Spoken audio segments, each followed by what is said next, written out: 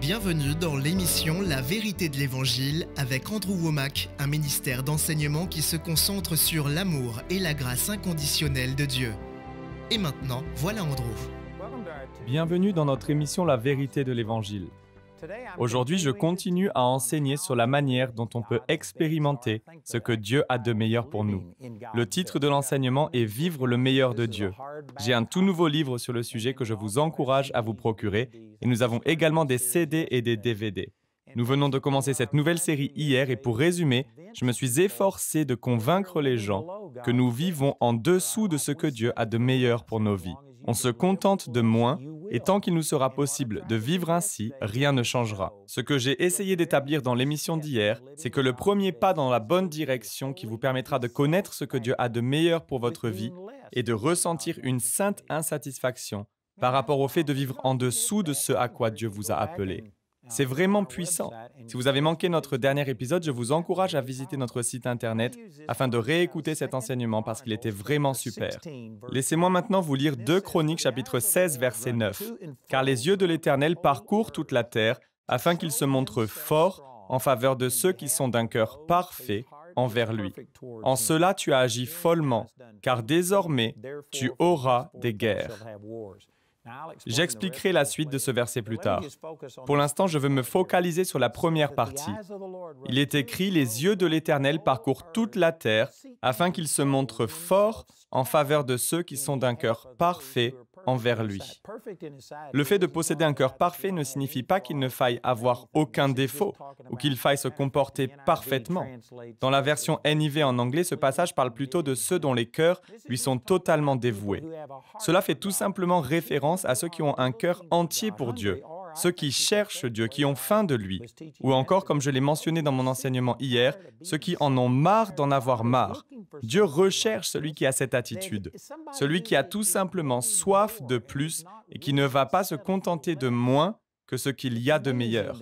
J'ai toujours été étonné par la mentalité de troupeau que beaucoup de gens ont. Ils se vantent d'être un individu à part entière. Ils refusent d'être assimilés à un groupe ou d'être mis dans une case. Ils ne veulent pas qu'on les juge en fonction de qui que ce soit d'autre. Ne me jugez pas d'après la couleur de ma peau, ne me jugez pas d'après la manière dont je parle, ou par rapport à mon niveau d'éducation ou autre. Nous voulons tous être traités comme des individus à part entière. Et cependant, nous avons cette mentalité de troupeau, nous regardons autour de nous, et si nous constatons que tout le monde galère, alors nous pensons que c'est la norme, et nous choisissons de nous y conformer. Mais nous devrions avoir envie de ce que Dieu a de meilleur et nous dissocier de la masse. Je peux vous garantir que dès l'instant où vous commencerez à rechercher activement ce que Dieu a de meilleur, vous serez critiqué par tous ceux qui veulent rester médiocres, par ceux qui regardent autour d'eux et pensent que c'est ainsi que les choses doivent être. Ceux qui acceptent de vivre à un niveau inférieur en pensant que de toute façon c'est ainsi qu'il faut vivre et qu'on ne peut pas y faire grand-chose. Mais lorsque vous commencez à parler de victoire, du fait d'aller de l'avant et de voir de plus grandes choses que ce que vous avez connu jusqu'à présent, la personne moyenne va vous critiquer. Parce que les gens se disent que si vous pouvez prospérer de la manière dont vous le prétendez, si Dieu peut vous bénir et que vous commencez à avoir la prospérité dans votre corps, dans vos finances, dans vos émotions, et si vous pouvez connaître une vie meilleure que la moyenne générale, ils se sentent condamnés parce que cela signifie qu'ils pourraient également vivre une vie au-dessus de la moyenne. Et ils ne veulent pas avoir ce sentiment. Tout ce qu'ils veulent, c'est se fondre dans la masse. Ils veulent être comme tout le monde, donc ils vont avoir tendance à vous critiquer. C'est de là que vient beaucoup de persécutions, surtout de la part des membres de sa famille. Lorsque vous faites une rencontre personnelle avec le Seigneur et que tout à coup, vous prenez conscience du fait que Dieu vous a appelé à quelque chose de particulier, que vous êtes conduit par le Saint-Esprit, lorsque vous sortez de votre zone de confort et de l'ornière dans laquelle se trouvent la plupart des membres de votre famille, que vous commencez à croire en Dieu, alors ils vont avoir tendance à vous condamner parce que s'ils ne le font pas, en quelque sorte, votre engagement les condamne eux-mêmes. Ils doivent se demander pourquoi ne croient-ils pas en Dieu? Pourquoi ne sortent-ils pas de cette situation? Pourquoi est-ce qu'ils ne font pas confiance à Dieu afin de le voir agir dans leur vie? Ils doivent soit vous rabaisser afin de prouver que vous vous trompez, ou bien ils doivent reconnaître qu'ils mènent une existence inférieure à ce qu'ils pourraient connaître. Si mon frère, ma sœur, mon fils ou qui que ce soit d'autre peut le faire, alors je le peux aussi. Mais plutôt que de changer, il leur est plus facile de vous condamner. Souvent, changer n'est pas simple. Mais ce passage révèle que le Seigneur cherche quelqu'un. Ses yeux parcourent la terre afin de trouver une personne dont l'attitude est de confesser Dieu Je veux ce que tu as de meilleur. Je désire vivre quelque chose de plus. Dieu recherche cette personne. Les yeux de l'Éternel parcourent toute la terre. Savez-vous qu'à cet instant précis, cette émission peut être visionnée n'importe où dans le monde grâce à un signal satellite? Nous avons entre 1 ou 2 douzaines de grandes chaînes de télévision qui diffusent cette émission à travers le monde.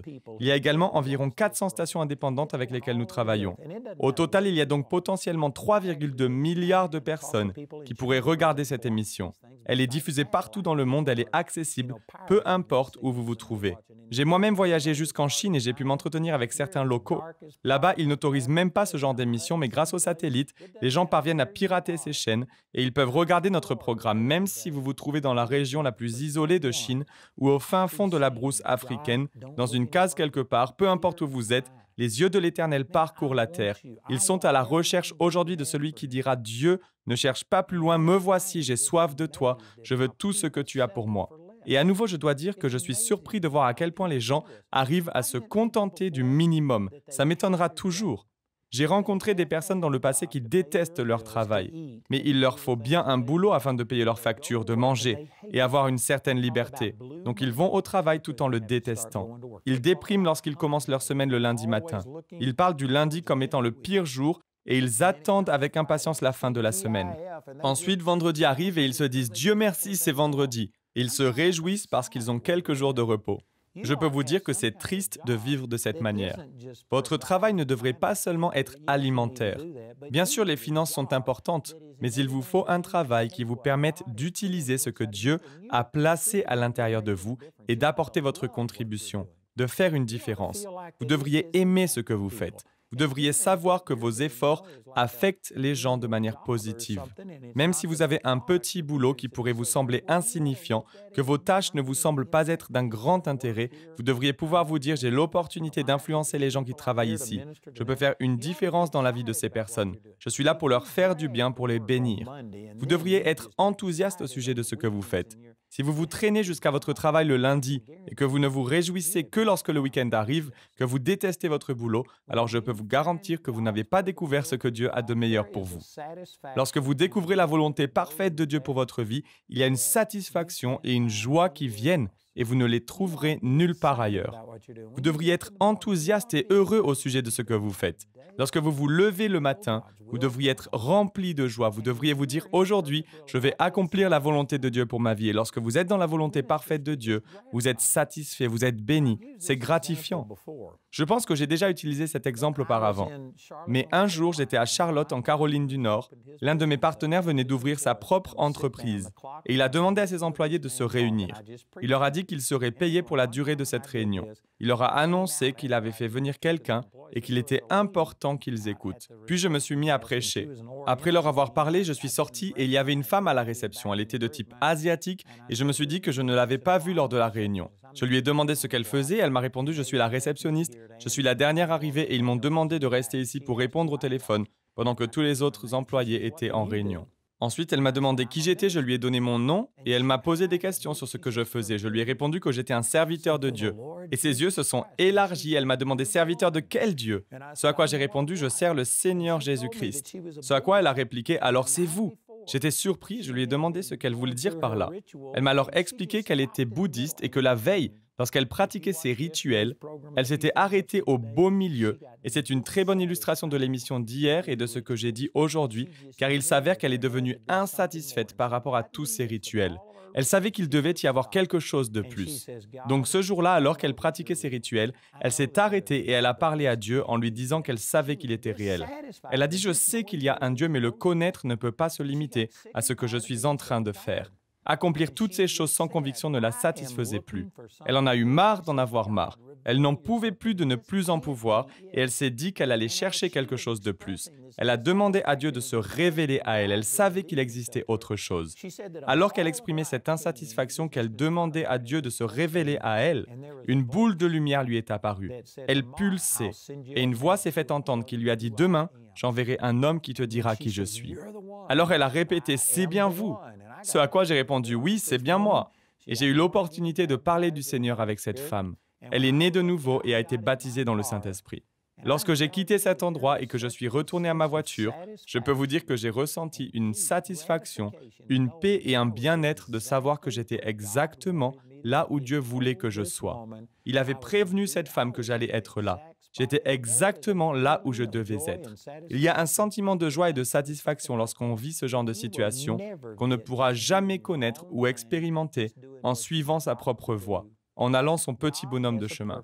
Dieu a un plan parfait pour vous et je crois vraiment que chacun de nous vivons en dessous de l'accomplissement de ces choses. Certaines personnes ne se sont même pas encore levées pour se mettre en route dans cette direction.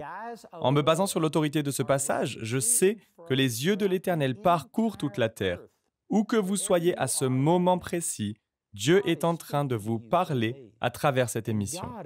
Dieu cherche celui qui dira « Seigneur, je veux expérimenter davantage de toi. Je veux ce que tu as de meilleur pour ma vie. Que veux-tu que je fasse?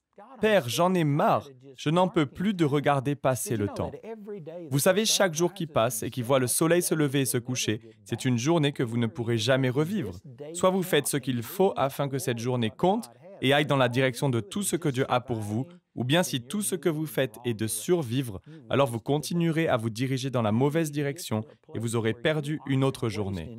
Vous devez en arriver au point où vous décidez de ne plus perdre de temps. Je crois que Dieu parle aux gens à travers moi. Je vous assure qu'il a de bien plus grandes choses en réserve pour vous et que la première étape est que vous soyez insatisfait.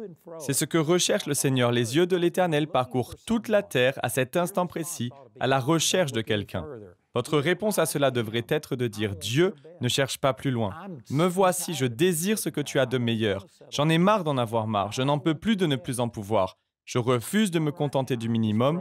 Dieu, je veux ce que tu as de meilleur. » Je prie que Dieu se révèle aux gens et que votre réaction à cet instant précis soit de dire « Seigneur, je veux être tout ce que tu veux que je sois. Je veux voir ta volonté s'accomplir en moi et à travers moi. » Si vous prenez cet engagement, que vous êtes sincère dans votre cœur, je crois que le regard de Dieu s'arrêtera sur vous. J'ai entendu une histoire au sujet d'un homme qui s'appelait Dwight L. Moody. Certains d'entre vous ne le connaissent peut-être pas, mais au 19e siècle, Dwight L. Moody était le Billy Graham de son époque. Il a prêché sur plusieurs continents et a vu des centaines de milliers, peut-être des millions de gens naître de nouveau. Il était puissant dans l'œuvre de Dieu. Lorsque Dwight L. Moody n'était qu'un jeune homme, il s'est rendu à un rassemblement de réveil et personne n'a été sauvé durant cette réunion. Il ne s'est rien passé de majeur ce jour-là, mais l'homme qui prêchait lors de ce rassemblement a dit quelque chose de profond. Ce monde n'a pas encore vu ce que Dieu peut faire à travers un seul homme qui lui est totalement dévoué. Dwight L. Moody s'est levé et il a répondu par la grâce de Dieu, je serai cet homme-là. Je ne dis pas qu'il a réussi parfaitement, je ne crois pas que quiconque puisse accomplir à 100% la destinée que Dieu a pour lui. Mais il s'est engagé et comme je le disais juste avant, cet homme a touché des millions de personnes. Il a ouvert des universités qui existent et opèrent encore aujourd'hui et il a réellement changé le monde. Simplement parce qu'il a osé dire « Seigneur, ne cherche pas plus loin, me voici, envoie-moi ». Je crois que Dieu est en train de vous parler à travers cet exemple. Une autre vérité que je comprends dans les Écritures est que Dieu veut que vous atteigniez votre plein potentiel plus que vous ne le souhaitez vous-même. C'est une déclaration radicale. Je sais qu'il y a beaucoup de gens qui supplient Dieu en disant « S'il te plaît, agis dans ma vie. Ô Seigneur, je t'en prie, fais cela. » Et ils pensent que d'une manière ou d'une autre, ils doivent forcer Dieu. Mais ce verset révèle que ce n'est pas le cas. Les yeux de l'Éternel parcourent toute la terre. Il est dans chaque maison, chaque bâtiment, chaque case, sous chaque arbre. Peu importe où vous êtes. Aujourd'hui, Dieu cherche celui qui se saisira de ces vérités et déclarera par la grâce de Dieu, « Je vais devenir tout ce que Dieu veut que je sois. » Et le Seigneur cherche. Il désire vous utiliser plus que vous ne le désirez vous-même. Il est primordial que vous compreniez cela. Il ne s'agit pas de forcer Dieu ou de l'implorer afin qu'il agisse, comme s'il était lointain, séparé et dissocié de nous. Comme s'il n'avait pas vraiment de projet particulier pour nos vies. J'ai utilisé ce verset hier dans Jérémie chapitre 29 au verset 11, « Car je connais les projets que j'ai formés sur vous, dit l'Éternel, projets de paix et non de malheur afin de vous donner un avenir et de l'espérance. Dieu a des projets pour votre vie et ce ne sont pas des projets de malheur. Ils sont bons afin de vous donner un avenir et de l'espérance. Dieu a de meilleurs projets pour vous que tout ce que vous expérimentez aujourd'hui. Si vous êtes malade, si vous êtes pauvre, si vous êtes stressé, si vous êtes amer, si vous êtes blessé, si vous êtes déprimé, alors je peux vous garantir qu'aucune de ces choses ne fait partie de la volonté de Dieu pour votre vie. Dieu a un plan parfait pour vous, mais son accomplissement ne dépend pas de Dieu. Il a un projet parfait pour chaque personne sur cette planète, mais tout le monde n'y répond pas. Beaucoup de gens se contentent d'une certaine médiocrité, du fait de galérer dans la vie, de vivre et de mourir sans jamais penser à l'avenir. Ils ne pensent pas à l'héritage qu'ils laissent derrière eux. Est-ce que quiconque les regrettera après leur mort? La plupart des gens ne pensent jamais à ces choses. C'est la raison pour laquelle les loisirs et divertissements ont une telle importance de nos jours. En quelque sorte, les gens s'anesthésient, ils s'occupent. Ils avancent résolument en comptant les jours, mais ils ne vont nulle part. C'est comme s'ils étaient sur un tapis roulant. Vous avez toutes ces activités, mais vous n'aboutissez jamais à rien. C'est à cela que ressemble la vie de la majorité des gens.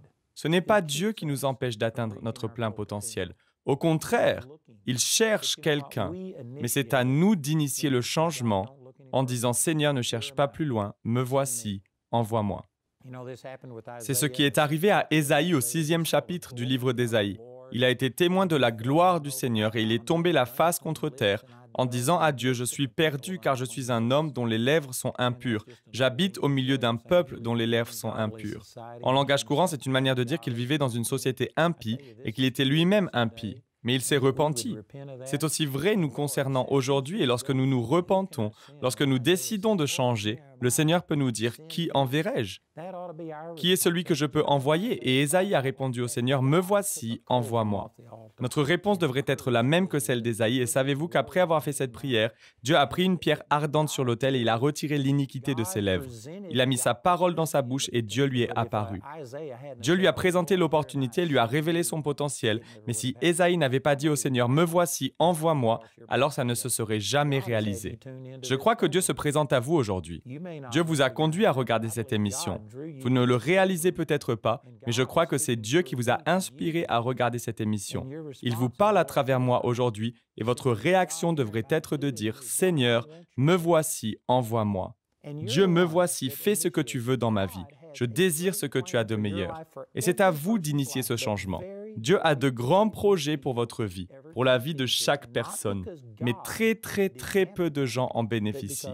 Ce n'est pas parce que Dieu n'a pas de projet, mais parce que les gens ne les poursuivent pas. Si vous ne poursuivez pas le plan de Dieu, sachez qu'il ne se réalisera pas malgré vous. La volonté de Dieu pour votre vie ne s'accomplit pas de manière automatique. L'enseignement sur la fatalité, sur le destin et la souveraineté de Dieu, sur le fait qu'il nous manipule comme des pions sur un échiquier et que tout ce qui arrive dans nos vies est forcément la volonté de Dieu, n'est pas la vérité. Dieu n'a créé aucun échec. Dieu n'a pas créé le chagrin. Il ne brise le cœur de personne. Ce n'est pas Dieu qui tue les gens. Dieu n'est pas l'auteur de la pauvreté et de la souffrance. Il n'est pas l'auteur de ces choses. Dieu a un projet parfait pour chacun de nous. Les yeux du Seigneur parcourent toute la terre. Cependant, c'est à vous de tendre la main afin qu'il honore votre engagement et commence à agir dans votre vie. Il a un plan, mais vous devez y répondre. Au chapitre 14 du livre de Matthieu, Jésus est venu à la rencontre de Pierre en marchant sur les eaux. Il est évident que Jésus a fait cela pour venir en aide à ces hommes. Ils étaient dans une barque et il faut environ 2 heures pour traverser la mer de Galilée. Cependant, cela faisait environ 10 heures qu'ils essayaient de passer de l'autre côté et ils n'avaient parcouru que la moitié de la distance. Ça nous en dit long sur la violence de cette tempête. Il est écrit que la barque se remplissait d'eau. Ils croyaient qu'ils allaient couler, c'était une situation de crise, et ils s'y y trouvaient parce que Jésus leur avait dit d'aller de l'autre côté. Si vous lisez ce même récit dans Marc au chapitre 6, également dans Matthieu au chapitre 14, ainsi que dans d'autres passages, il est écrit que Jésus les a contraints, les a obligés à entrer dans la barque. Ils ne voulaient pas le faire, c'étaient des pêcheurs professionnels, et ils savaient qu'une tempête arrivait. Jésus les a obligés à monter dans la barque, mais c'était contre leur propre avis. Donc par obéissance et parce qu'ils s'étaient engagés envers le Seigneur, ils ont fait ce que Jésus leur a demandé de faire, mais ils pensaient qu'ils allaient se noyer. Ils se trouvaient donc dans cette situation de crise en quelque sorte à cause de Jésus. Il était le responsable et il est arrivé en marchant sur l'eau. Non pas parce que c'était son habitude de le faire, ce n'est pas comme s'il le faisait toutes les nuits, Ce n'était pas un phénomène courant. Il est venu vers eux parce qu'il voulait les aider. Je vais vous lire quelques versets de cette histoire. Dans Marc au chapitre 6, verset 47, il est écrit « Le soir étant venu, la barque était au milieu de la mer et Jésus était seul à terre. Il vit qu'ils avaient beaucoup de peine à ramer car le vent leur était contraire. À la 4e veille de la nuit environ, cela signifie entre 3 et 6 heures du matin, on sait qu'il les a envoyés avant le coucher du soleil, donc c'était environ 10 heures plus tard. À la 4e veille de la nuit environ, il alla vers eux, marchant sur la mer, et il voulait les dépasser. C'est une déclaration énorme. Il est évident qu'il voulait les aider. Ils étaient en situation de crise, il voulait leur venir en aide, et pourtant il est écrit qu'il voulait les dépasser. On peut lire ce passage sans trop prêter attention à certains détails, mais Jésus s'est approché d'eux en marchant sur le lac, il s'est montré à eux et n'a pas agi comme beaucoup d'entre nous l'aurions fait.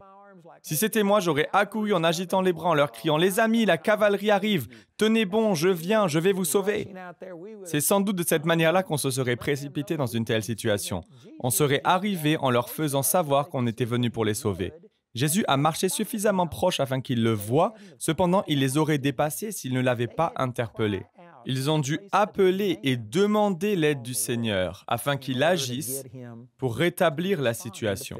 C'est exactement ce que je désire que vous compreniez. Les yeux de l'Éternel parcourent toute la terre aujourd'hui. Où que vous soyez, Dieu est là. Il se révèle à vous au travers de cette émission télévisée. Mais vous devez y répondre de manière positive. Il vous faut l'appeler. Et si vous ne le faites pas, il passera son chemin et cette émission sera juste un épisode de plus que vous aurez regardé. Ce sera 30 minutes que vous aurez perdues et qui ne feront aucune différence dans votre vie. Mais certains d'entre vous, à cet instant précis, allaient répondre et agir comme l'a fait Ésaïe lorsqu'il a dit au Seigneur « Me voici, envoie-moi ». Vous pouvez dire « Seigneur, ne cherche pas plus loin, me voici. Je désire tout ce que tu as de meilleur. Je ne veux pas mener une existence médiocre. Je ne veux pas mourir sans avoir utilisé mon potentiel. » Vous savez, j'ai entendu un serviteur de Dieu, je ne me souviens plus qui c'était, je ne me rappelle pas de son nom. Il a dit que si vous souhaitiez trouver l'endroit sur Terre qui contient le plus de potentiel, eh bien, allez dans un cimetière, parce que la plupart des gens n'ont absolument pas utilisé leur potentiel. Rares sont ceux qui ont atteint leur plein potentiel, et ils l'ont emmené avec eux dans la tombe. C'est une tragédie, mais je crois que c'est vrai. Je crois que Dieu a créé chacun d'entre nous pour de grandes choses. Il ne s'agit pas forcément du fait d'être connu dans le monde entier. Dieu a des projets différents pour chacun de nous. Mais dans votre entourage immédiat, dans votre sphère d'influence, dans votre travail, au sein de votre famille, votre église, votre communauté, ou auprès des personnes avec lesquelles vous faites des affaires, Dieu a une destinée merveilleuse pour chacun d'entre vous. Et non seulement pour vous individuellement, mais aussi afin qu'il puisse agir à travers vous. Et je peux vous dire que la plupart des gens emmènent toutes ces choses avec eux dans la tombe. Donc je vous lance le défi aujourd'hui d'ouvrir votre cœur et de croire en Dieu pour expérimenter de plus grandes choses. N'oubliez pas que j'ai ce tout nouveau livre intitulé « Vivre le meilleur de Dieu ». Le contenu est vraiment puissant, c'est un tout nouvel ouvrage et c'est la première fois que nous le proposons. Nous avons également des CD et des DVD sur le même sujet et ces vérités peuvent vraiment changer votre vie, changer la donne. Cela peut faire une énorme différence dans votre vie. Donc s'il vous plaît, écoutez notre annonceur alors qu'il vous donne plus d'informations et n'hésitez pas à nous appeler ou à nous écrire aujourd'hui et rejoignez-moi demain pour la prochaine émission de la vérité de l'Évangile. Le programme d'aujourd'hui fait partie de la série « Vivre le meilleur de Dieu ». Nous espérons que ce message vous a béni. Notre ligne téléphonique est ouverte aux heures indiquées à l'écran. Appelez-nous si vous avez des questions sur ce programme, si vous avez besoin de prière ou si vous désirez commander l'un de nos enseignements. Vous pouvez nous contacter au numéro qui s'affiche à l'écran. Ce programme a été rendu possible grâce au soutien financier de nos partenaires. Si vous souhaitez devenir partenaire, vous pouvez le faire en appelant ces numéros. Nous vous proposons un livre sur le même sujet que l'émission d'aujourd'hui, intitulé « Vivre le meilleur de Dieu », que vous pouvez vous procurer pour 17 €. Les 30 émissions de cette série sont disponibles en DVD pour 22 €. Vous pouvez également vous les procurer en CD pour la somme de 15 €. Si vous commandez les deux albums, CD et DVD de manière simultanée, le prix de l'ensemble baisse à 30 €.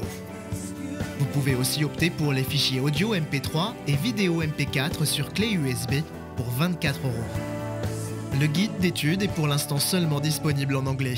Il inclut le contenu du livre ainsi que des questions en rapport avec chaque sujet abordé afin d'étudier seul ou en groupe. Pour tous nos téléspectateurs qui se trouvent en dehors de l'Europe, tous les produits que nous vous présentons sont disponibles grâce à nos bureaux dans votre région. Vous pouvez les contacter grâce aux détails qui s'affichent sur votre écran afin de connaître le prix dans leur monnaie locale. Andrew a à cœur que chacun puisse écouter ou regarder ce programme à sa convenance et puisse le partager avec d'autres. Si vous ne pouvez pas vous permettre d'acheter cette série, nous vous enverrons un lien afin de télécharger gratuitement l'enseignement de cette semaine en version audio MP3. Pour cela, il suffit de nous appeler. Notez que vous ne pouvez profiter de cette offre qu'en appelant notre ligne téléphonique. Vous pouvez nous appeler dès maintenant au numéro qui s'affiche sur votre écran. Nous nous ferons un plaisir de répondre à vos questions, de prier avec vous ou de vous aider à commander l'un de nos enseignements. Notre ligne sera ouverte pendant les heures indiquées à l'écran. Toutes les ressources d'Andrew en français se trouvent dans les boutiques en ligne des sites internet de nos bureaux affichés à l'écran. Nous espérons avoir de vos nouvelles aujourd'hui. La prochaine fois dans la vérité de l'Évangile. Si vous preniez le temps d'y réfléchir avec une analyse logique, vous seriez bien obligé de vous rendre compte que ce n'est pas une bonne décision commerciale. Pourquoi acheter quelque chose au double de sa valeur réelle ? C'est tout simplement parce que les gens veulent le confort de pouvoir profiter de ce dont ils ont envie immédiatement. Ils ne veulent pas attendre. Pourquoi ne pas plutôt acheter une voiture d'occasion, quelque chose qui fonctionne ? Elle ne possédera sans doute pas toutes les fonctionnalités d'un véhicule neuf, elle ne sentira peut-être pas le neuf, mais vous pouvez acheter un flacon de parfum à 1 € pour lui donner l'odeur d'une voiture neuve. Il vous faut simplement parvenir à tempérer vos émotions, à vous raisonner pour acheter quelque chose qui soit dans votre budget, qui soit en bon état de fonctionnement, même si ce n'est pas flambant neuf. Ensuite, vous pouvez commencer à mettre l'argent que vous auriez mis pour rembourser par exemple le crédit de votre voiture de côté. Si vous économisez quelques centaines d'euros par mois, peu importe la somme, après 4 ou 5 ans, vous seriez en mesure d'acheter une voiture neuve sans pour autant vous endetter et sans avoir à payer d'intérêt. De plus, lorsque vous achetez un véhicule et que vous avez les moyens de la payer en espèces, en général, on vous proposera un prix intéressant. Vous pouvez faire une bonne affaire et probablement économiser des milliers d'euros. Mais la plupart des gens ne recherchent pas ce que Dieu a de meilleur. Ils se contentent de moins. Vous êtes nombreux à regarder cette émission, et beaucoup, surtout vous qui êtes jeunes, avez grandi avec une mentalité selon laquelle s'endetter était tout à fait normal. D'ailleurs, je parlais récemment avec un couple qui travaille maintenant à l'école biblique. Ils viennent de Norvège, ils sont venus s'installer ici, et ils cherchaient à acheter une maison. Ils m'ont expliqué qu'en Norvège, les gens n'achètent pas de logement à crédit. Ils payent comptant. Ils achètent uniquement ce qui est dans leur budget. Ils me disaient que c'est une mentalité complètement différente que celle des Américains. Il est devenu tellement facile de faire un crédit aux États-Unis que nous en sommes au point d'hypothéquer notre avenir. Je tiens à le dire à nouveau, je ne condamne personne. J'ai utilisé l'exemple de Jamie et moi lorsque nous avons acheté notre maison à crédit parce que nous avons finalement compris que le fait de louer un bien et de se retrouver à la porte tous les 6 mois, dès que le propriétaire changeait d'avis, ne représentait pas la liberté totale non plus. Cela nous a conduit à acheter à crédit, mais nous avons réussi à rembourser notre emprunt en moins de 15 ans. Nous avons remboursé un crédit de 30 ans en moins de 15 ans, parce que nous avons réalisé que le fait de payer tous ces intérêts n'était pas ce que Dieu avait de meilleur. Je ne me souviens plus des économies que nous avons réalisées, mais il s'agissait d'un montant important. C'était sans doute des dizaines de milliers de dollars. Sur une période de 30 ans, il est possible qu'on aurait eu à payer jusqu'à 100 000 $ d'intérêts, donc on a fait des économies en remboursant rapidement. Maintenant que nous avons fini de payer les crédits de la maison ainsi que des voitures, nous n'avons plus d'obligation à rembourser quoi que ce soit, nous n'avons que les dépenses du quotidien, comme les pleins d'essence, les courses ou d'autres achats de ce style à nous occuper. Rejoignez-nous pour plus d'émissions La vérité de l'Évangile.